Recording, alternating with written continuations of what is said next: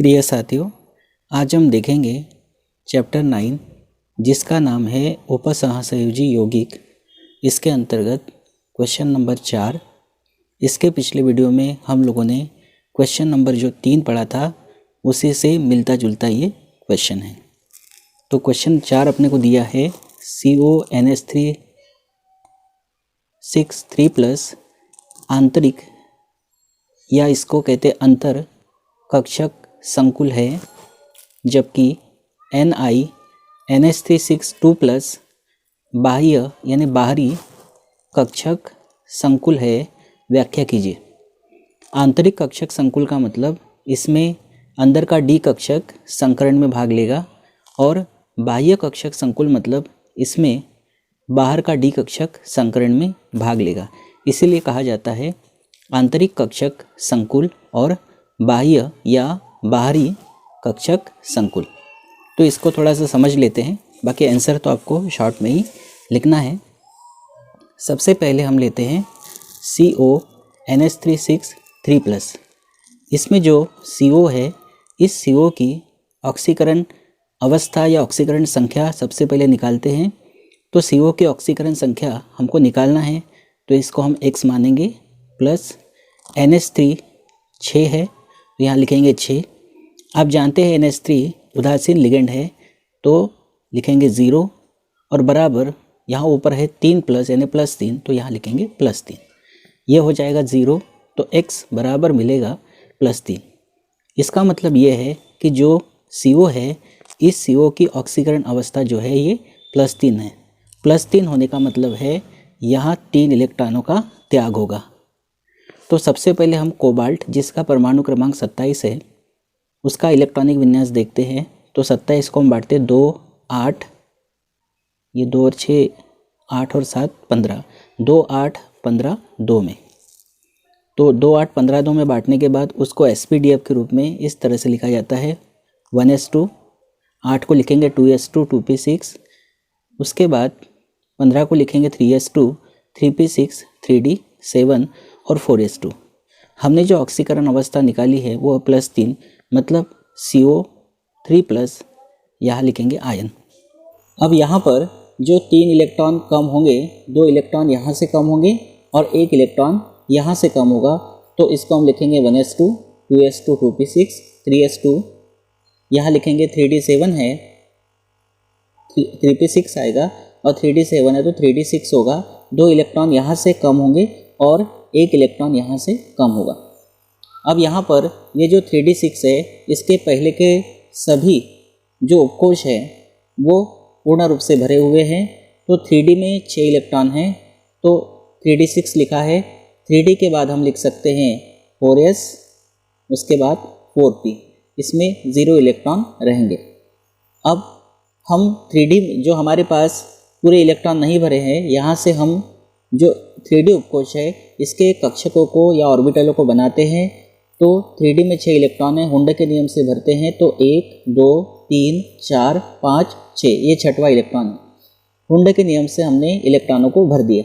भरने के बाद ये जो 4s है इसमें इलेक्ट्रॉन नहीं रहेंगे और 4p में भी इलेक्ट्रॉन नहीं रहेंगे। इस तरह से हमने ये बना लिया। अब यहाँ पे जो NH3 है ये प्रबल क्षेत्र लिगेंड होता है, स्ट्रॉन्ग फील्ड लिगेंड होता है, और स्ट्रॉन्ग फील्ड लिगेंड होने के कारण ये इलेक्ट्रॉनों का युग्मन कर देता है। और जब इलेक्ट्रॉनों का युग्मन करेगा तो यहाँ तो पहले से इलेक्ट्रॉनों का युग्मन है, तो यहाँ पर ये 2 इलेक्ट्रॉन हैं, ये 2 इलेक्ट्रॉन इस तरह से इन 2 इलेक्ट्रॉनों के साथ युग्मन कर लेंगे। ये वाला इलेक्ट्रॉन और ये वाला इलेक्ट्रॉन युग्मन कर लेगा। करने के बाद 2 d ऑर्बिटल खाली हो गए, 1 s ऑर्बिटल है और 3 p ऑर्बिटल है। अब हमको 6 ही ऑर्बिटल क्यों चाहिए? क्योंकि हमारे पास 6 लिगेंड है और ये जो 6 लिगेंड है एक एक ऑर्बिटलों में अपना इलेक्ट्रॉनों का जोड़ा इस तरह से रखेगा। ये NH3 का 1 इलेक्ट्रॉन का जोड़ा, ये दूसरा, ये तीसरा, यहाँ चौथा, 5वां और 6वां। तो इस तरह से यहाँ पर अगर आप संकरण को देखेंगे, प्रश्न में तो आपको ये नहीं पूछा है कि इसमें संकरण कौन सा होगा, लेकिन फिर भी हम यहाँ पे संकरण को शो कर रहे हैं। इसमें 2 d ऑर्बिटल भाग ले रहे तो d2, 1 s ऑर्बिटल भाग ले रहा है और 3 p ऑर्बिटल भाग ले रहे तो d2sp3 संकरण। अब यहाँ पर आप देखेंगे ये जो संकुल आयन का उदाहरण आपने लिया है, इसमें जो d ऑर्बिटल भाग ले रहा है वो अंदर का d ऑर्बिटल भाग ले रहा है 3d, बाहर का d ऑर्बिटल इसमें नहीं आ रहा है, जो 4d होता जो इसमें नहीं आ रहा है, तो यहाँ पर अंदर का d ऑर्बिटल भाग ले रहा है। इसीलिए हम कहते हैं कि CONH3 जो है ये आंतरिक कक्षक संकुल है, या ये कह सकते हैं कि आंतरिक कक्षक संकुल का उदाहरण है।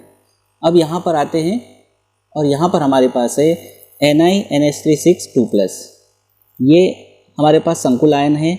इसमें निकेल की ऑक्सीकरण अवस्था निकालेंगे, तो निकेल की ऑक्सीकरण अवस्था निकालना है तो X मानेंगे, प्लस NH3 6 है तो लिखा 6, NH3 उदासीन लिगेंड है तो 0 बराबर ये +2 आएगा, तो X जो है ये आ जाएगा +2, मतलब निकेल की जो ऑक्सीकरण अवस्था होगी ये होगी +2।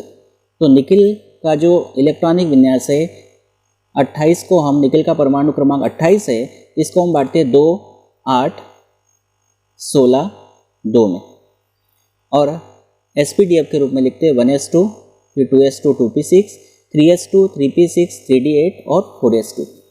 अब इसके ऑक्सीकरण अवस्था +2 है, मतलब 2 इलेक्ट्रॉनों की कमी करेंगे तो ये 2 इलेक्ट्रॉनों की कमी यहाँ से हो जाएगी, और यहाँ से जब 2 इलेक्ट्रॉनों की कमी करेंगे तो हमारे पास आएगा 3d8 तक, और 3d8 जो आया है यहाँ पर 4s वैकेंट हो गया तो 4s 0 लिखेंगे, और यहाँ पे आप 4p भी लिख सकते हैं 0।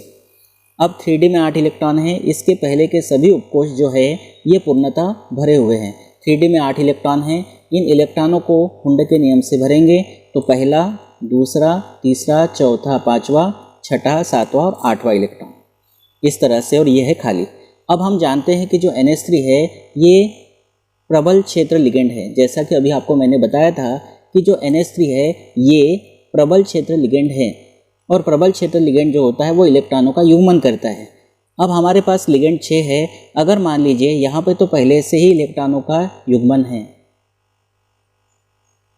यहाँ पर एक इलेक्ट्रॉन यहाँ अगर चला गया तो इस तरह से युग्मन हो जाएगा, क्योंकि हम जानते हैं ना कि NH3 जो है ये क्या है, ये प्रबल क्षेत्र लिगेंड है, और प्रबल क्षेत्र लिगेंड होने के कारण ये इलेक्ट्रॉनों का युग्मन करता है, अयुग्मित इलेक्ट्रॉनों का युग्मन करता है। तो यहाँ अगर इलेक्ट्रॉन का युग्मन कर दिया, हालांकि होगा नहीं, इसका कारण आपको अभी पता चलेगा, लेकिन अगर युग्मन कर दिया तो यहाँ पे एक d ऑर्बिटल खाली हो गया, कौन सा, 3d, उसके बाद है ये p, s है, और ये है p, और हम जानते हैं हमारे पास 6 लिगेंड है, तो हमको 6 ऑर्बिटल वैकेंट चाहिए, तो 1, 2, 3, 4, 5, तो छठवें के लिए आपको जाना पड़ेगा 4d की तरफ। तो इस तरह से हमने बना लिया 4d को, तो इसका मतलब है कि एक ऑर्बिटल आपको ये लेना पड़ेगा, एक ऑर्बिटल आपको ये लेना पड़ेगा, 3 ऑर्बिटल आपको ये लेना पड़ेगा, और एक ऑर्बिटल आपको यहाँ का लेना पड़ेगा, क्योंकि हमारे पास लिगेंड कितने हैं, लिगेंड हमारे पास 6 है, और 6 लिगेंड होने के कारण हमको 6 वैकेंट कक्षक चाहिए, 6 रिक्त ऑर्बिटल चाहिए, तो एक ऑर्बिटल यहाँ का लेना पड़ेगा, एक ऑर्बिटल यहाँ का, 3 ऑर्बिटल यहाँ के, 5 हो जाएंगे, और एक ऑर्बिटल यहाँ का, मतलब एक तो आपका 3d का ऑर्बिटल भाग लेगा और एक 4d का ऑर्बिटल भाग लेगा, और ये जो 2d कक्षक है इनके बीच में s और p आ रहे हैं, इनके बीच में अंतर ज़्यादा है, यहाँ एक 3d का d कक्षक भाग लेगा और एक 4d का, तो इस तरह से कोई संकरण होता ही नहीं कि आप d ले लें, फिर s ले लें, फिर 3p ले लें और फिर एक d ले लें, तो इस तरह से तो कोई संकरण होता नहीं है। और जब इस तरह का संकरण होगा नहीं तो कौन सा संकरण नहीं होगा, d_sp3d। अब इसको आप d2 नहीं लिख सकते हैं, क्योंकि ये d जो है ये 3d का d है, और ये जो d है ये 4d का d है, इनके बीच में गैप ज़्यादा है, इसीलिए इस तरह से युग्मन नहीं होगा। तो ये जो हमने किया है ऐसा होगा ही नहीं, और जब ऐसा नहीं होगा तो ये जो 3d के इलेक्ट्रॉन है वो जैसे कि वैसे ही रहेंगे,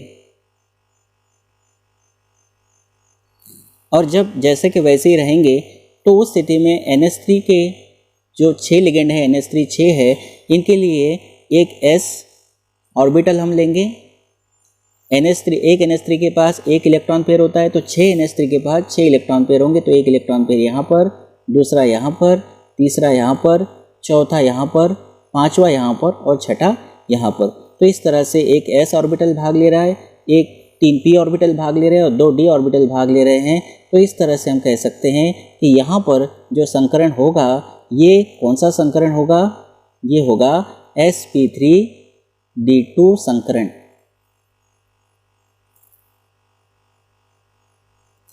और यहाँ पर जो संकरण में भाग ले रहा है वो बाहर का डी कक्षक ले रहा है, 3D नहीं ले रहा है, 4D ले रहा है, बाहर का डी कक्षक भाग ले रहा है, या ये कह सकते हैं कि ND कक्षक भाग ले रहा है। ये n-1D कक्षक कहलाता है, ये ND कक्षक कहलाता है। ND यानी बाहर का, n-1 मतलब उसके पहले का।